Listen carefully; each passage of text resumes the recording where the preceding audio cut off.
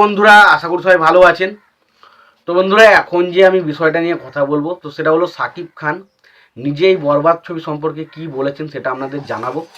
এবং তার পাশাপাশি সাকিব খানের প্রতি যে বিভিন্ন মানুষের যে ঈর্ষা, যে হিংসা, সেটার বিষয়ে এই বাংলাদেশের একজন বিখ্যাত অভিনেতা যার নাম হচ্ছে কাজী হায়াত, তিনি কি বললেন সেই বিষয়টা আপনাদেরকে জানানোর চেষ্টা করব। এবং সবশেষে আমার কি মতামত সেটাও আমি রাখবো। অবশ্যই আপনাদেরকে একটাই কথা বলবো, যদি আপনারা চ্যানেলে নতুন হয়ে থাকেন অবশ্যই আপনারা চ্যানেলটা সাবস্ক্রাইব করে নেবেন। আর যদি আপনাদের ভিডিওটি ভালো লেগে থাকে অবশ্যই লাইক কমেন্ট শেয়ার করতে ভুলবেন না। তো প্রথমত সাকিব খান বরবাদ সিনেমা নিয়ে কী বলেছে সেটা যদি ছোট্ট করে একটু বলে দেখুন। বরবাদ ফিল্ম ইন্ডাস্ট্রিতে এক নতুন ইতিহাস সৃষ্টি করবে বলে আমি মনে করি। এই ছবিটি ভিন্ন ধরনের এর অঙ্গি এবং গ্র্যান্ড সেটিংয়ে তৈরি করা হয়েছে, যাতে প্রত্যেকটা কলাকুশলীর মধ্যে একটা ছাপ থাকে ছবির মধ্যে। এবং আমি আশা রাখছি ছবিটা শুধুমাত্র আমাদের দেশে নয়, দেশের বাইরেও মানুষ ওই ছবিটাকে দারুণভাবে সেলিব্রেট করবে, পছন্দ করবে। এবং আমার মনে হয় এই ছবিটা প্রথম আয়ের দিক দিয়ে বাংলা কোনো ছবি হতে চলেছে, যে ছবিটা কিন্তু 100 কোটির ক্লাবে ঢুকতে চলেছে। তো এটা থেকে বোঝা যাচ্ছে সাকিব খান এই ছবি বরবাদ ছবিটা নিয়ে কতটা কনফিডেন্ট। এবং তিনি কিন্তু পরিষ্কার করে বলে দিচ্ছেন তার ছবির পরবর্তী যে টার্গেট সেটা কিন্তু আর 50 কোটির মধ্যে নয়।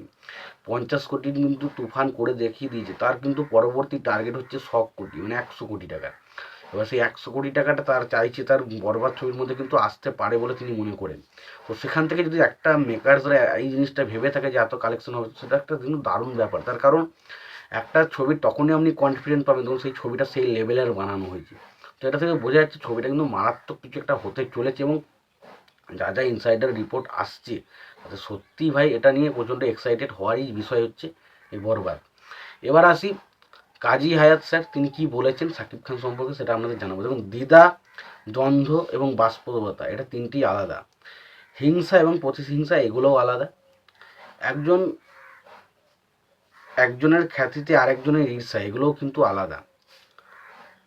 এগুলোর সব কিছুই ঊর্ধ্বে হচ্ছে সাকিব খান। কারণ সাকিব খান একজন বড় মাপের অভিনেতা, একজন ভালো ড্যান্সার এবং একজন ভালো শিল্পী। সেই হিসাবে দেখতে গেলে যারা সাকিব খানের একজন ভালো অভিনেতা, সে একজন ভালো শিল্পী, তাকে যারা নোংরামি করছে তাকে নিয়ে, তারা অ্যাকচুয়ালিতে তাকে প্রচণ্ড ঈর্ষা বা হিংসা করে। আর নয়তো তারা এই বিষয়টাকে নোংরামি করে ভাইরাল হতে চাইছে, কারণ তারা জানে যে সাকিব খানকে নিয়ে যদি আমরা কথা বলি তাহলে সেই জিনিসটা ভাইরাল হবে।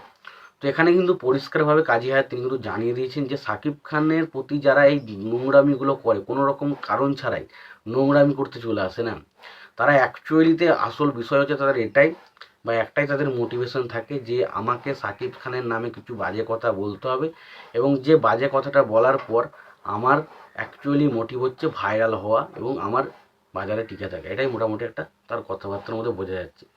তো এই দুটো বিষয় তাদের বললাম। এবং তোমাদের এই বিষয়টা নিয়ে কি মতামত তোমরা জানিও। তোমাদের যদি ভিডিওটি ভালো লেগে থাকে অবশ্যই লাইক কমেন্ট শেয়ার করে দিও। চ্যানেলটা নতুন হয়ে থাকলে অবশ্যই তোমরা চ্যানেলটা সাবস্ক্রাইব করে নিও, পাশে বেল আইকনটা অবশ্যই প্রেস করে দিও। ভালো থেকো, সুস্থ থেকো, দেখা হচ্ছে পরের ভিডিওতে।